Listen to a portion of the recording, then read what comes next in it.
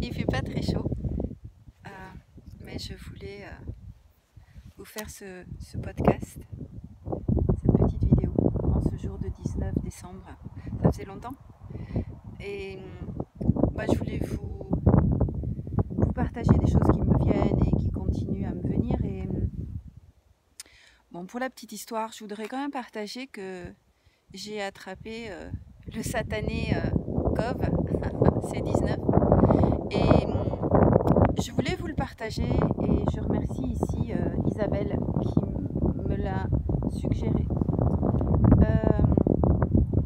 Parce que j'ai bien morflé, hein. Enfin j'ai bien morflé. Ça a été compliqué, j'ai eu très très mal à la tête, j'ai eu très mal au corps partout, j'ai eu beaucoup de température pendant 48 heures. Et puis bien évidemment très fatiguée. J'ai perdu l'odorat, j'ai perdu le goût. Et je vais bien. Alors par contre, quelques précautions d'usage. euh, c'est l'objet aussi de ma vidéo.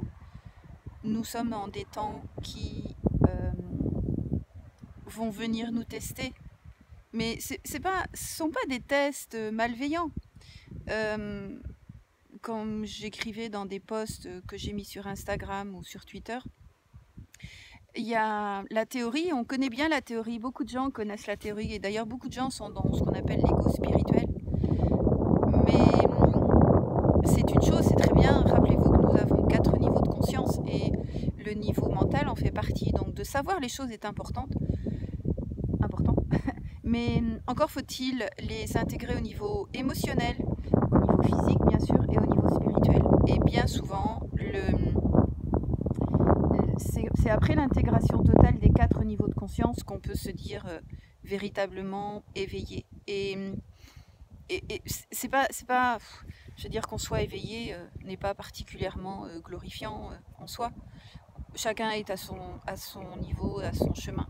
C'est juste que nous passons les affres d'une renaissance au sein d'une vie, contrairement à avant où en fait on avait plusieurs vies et donc chaque renaissance en tant que bébé nous amenait à vivre des choses différentes. Et en fait, on a vu que on vivait plusieurs vies en une seule vie. C'est-à-dire, quand je dis vivre plusieurs vies en une seule vie, c'est avoir plusieurs compagnons, plusieurs travails, déménager, changer son environnement totalement, changer sa sphère sociale, professionnelle, amoureuse et compagnie.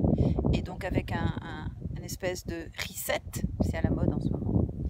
Et, et donc voilà, déjà, on a été un peu préparé à ça. Mais aujourd'hui, on a un grand, grand reset.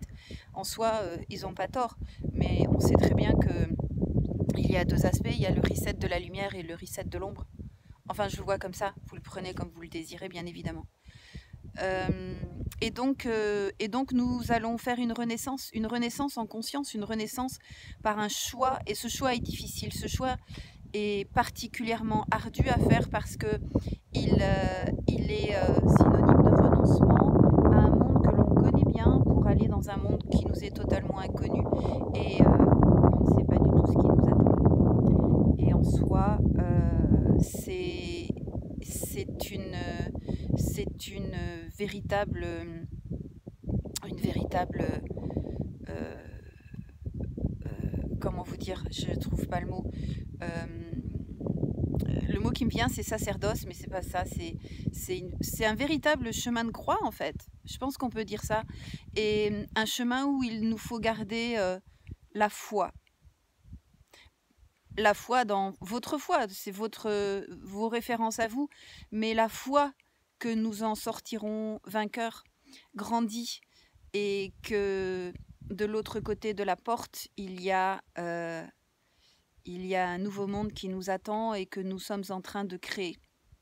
À ce titre, je voudrais revenir et je vous propose de vivre en visualisant, en vous visualisant, parce que j'intentionne en fait depuis plusieurs temps que mes partages ne soient pas que des partages dans le niveau mental, mais aussi des partages vibrationnels, donc au niveau physique, au niveau émotionnel et pourquoi pas au niveau spirituel, bien sûr.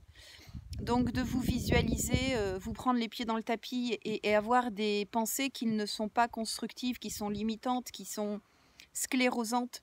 Ces pensées, en fait, eh bien, nous n'en sommes pas responsables, entre guillemets, parce qu'elles nous viennent sans qu'on aille les chercher. Par contre, comme je partage souvent en formation, on n'est pas responsable des pensées qui nous viennent, mais on est responsable de ce que l'on en fait. Et aujourd'hui, notre